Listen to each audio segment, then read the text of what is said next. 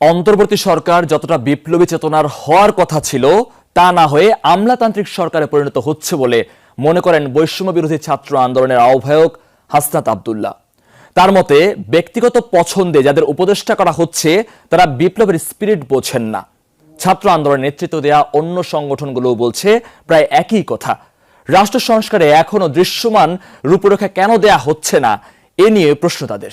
Revolutionary স্পিরিটের পরিবর্তে constitutional bureaucratic একটি সরকার হচ্ছে, অর্থাৎ অতীতের সরকারের মতো কনস্টিটিউশন, ব্যুরোক্রেসি, রেড টেপিজম এগুলোর মধ্যে আমাদের মনে হয়েছে বন্দী হয়ে গিয়েছে। উপদেষ্টা পরিষদে ২৪ জনের মধ্যে ১৩ জনই একটি বিভাগের। এটিকে চরম বৈষম্য হিসেবে বিবেচনা করতে চান আন্দোলনের অনেক ছাত্র জনতা।